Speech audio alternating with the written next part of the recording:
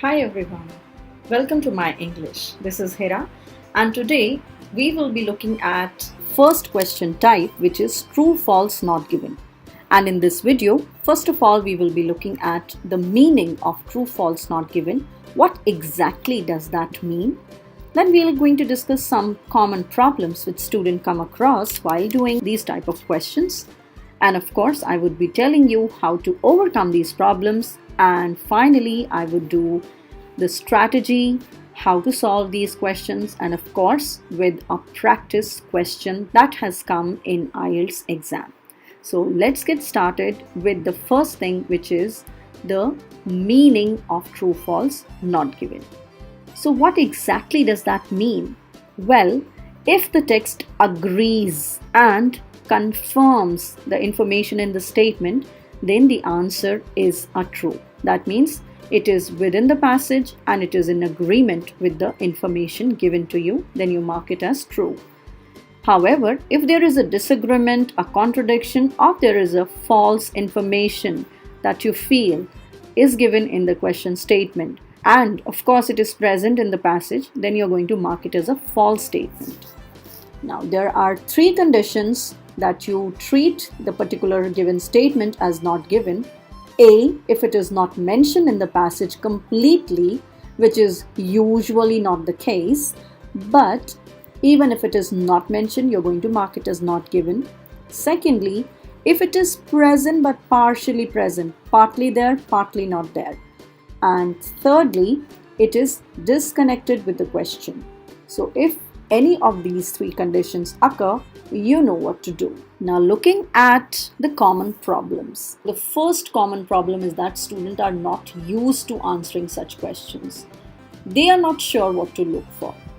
So they spend a lot of time on this question, and this also affects the time that they have to spend on the rest of the questions. This way they're just losing out on the time. So if you do practice, you will be able to understand them and identify the tricks of doing them.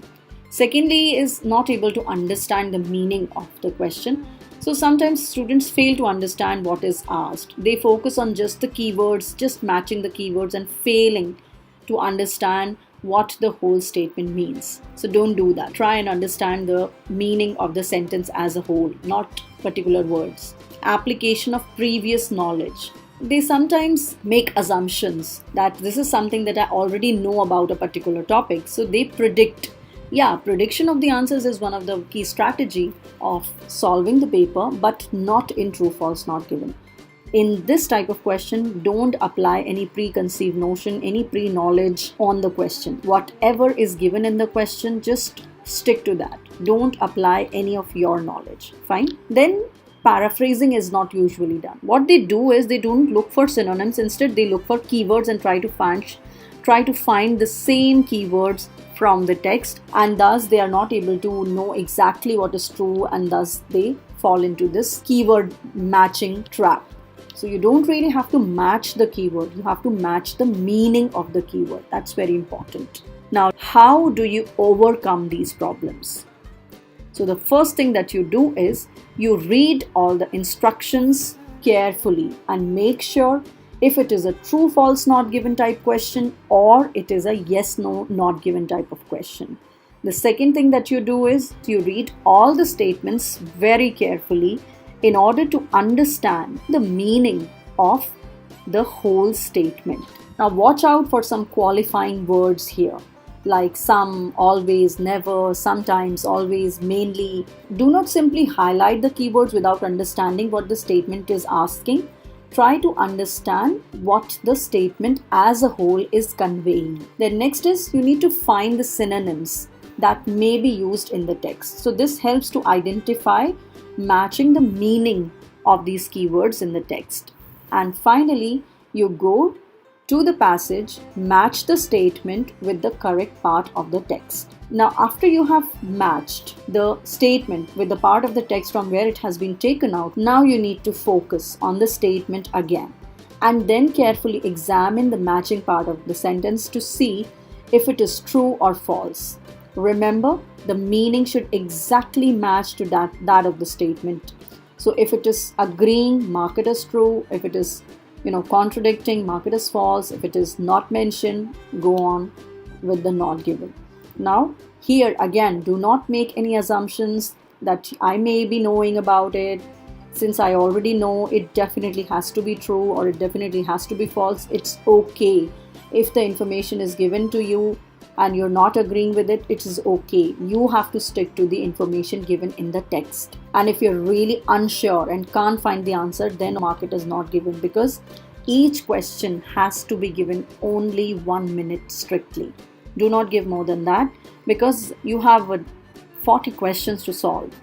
You don't have to linger onto the just one question. Now let's move on to a passage that was asked in IELTS as a true false not given. So this is a passage that we have selected for today. Now as you see, there are questions over here, true, false and not given, and on the other side this passage is given to us. Now before I begin with this, I want you to pause this video and try to mark the answers to all the questions, whatever answer you get, true, false, not given. And then you can play and then see, are you able to understand what I'm trying to say, or have you got the correct answers or not? Now let us begin. So first of all, what you did was you read the questions. So while reading, you need to highlight or you need to underline some keywords. Chronobiology is the study of how living things have evolved over time. Chronobiology might sound a little futuristic, like something from a science fiction novel, perhaps, but it's actually a field of study. So what is it? It is a field of study. So it is a field of study that concerns one of the oldest processes life on this planet has ever known. And what is that process? Short-term rhythms of time and their effect on flora and fauna. Okay, now what is flora and fauna?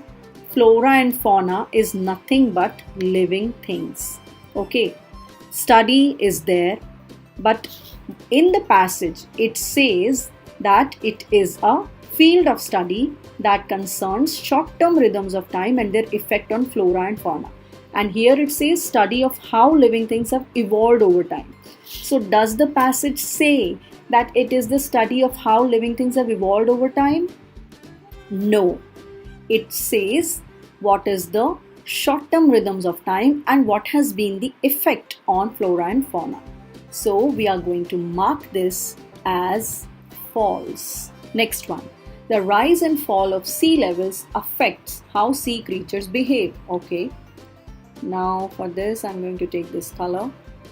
So rise and fall of sea levels.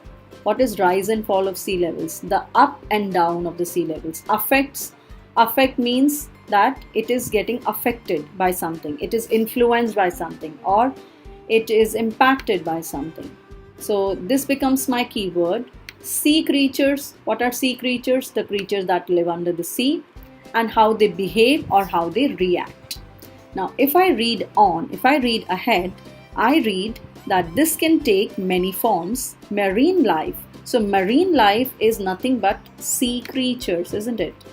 Okay. Is influenced. Influenced is nothing but affect. So this is how I do paraphrasing. Okay. Then tidal patterns. What's tidal patterns? Tidal pattern is nothing but rise and fall of sea levels. So how is it going up and down? Okay. So I have got my statement. This can take many forms.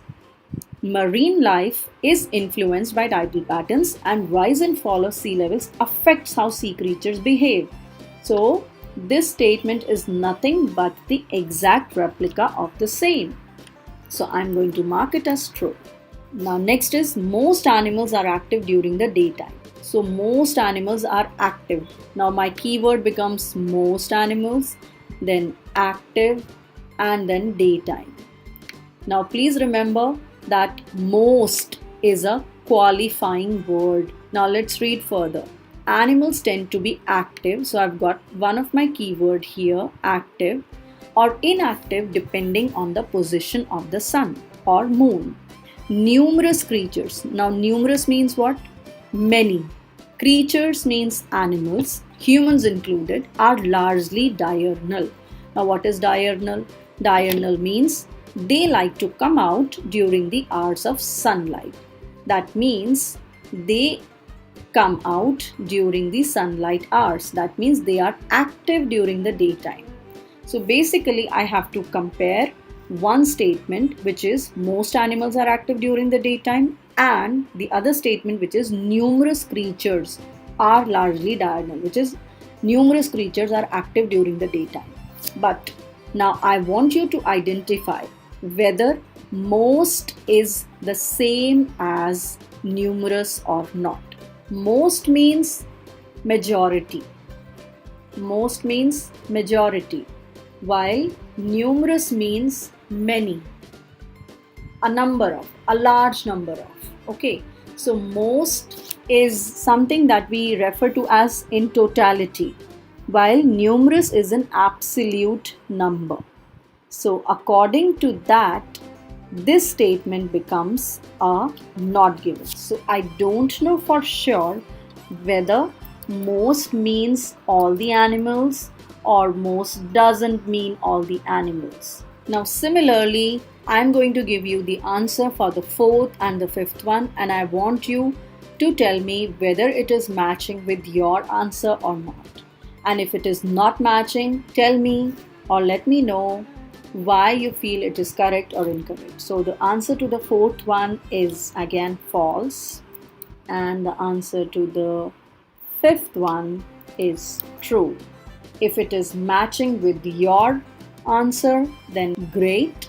But if it is not matching, just let me know in the comments below. But I can just give you a hint where you may find the answer. You will find the answer to question number 4 over here, and the answer to question number 5 over here till this place. If you're not able to come to the right answer, please let me know. And even if you're able to find the right answer, do let me know in the comments. Till then, take care, God bless, bye bye, and have a great day.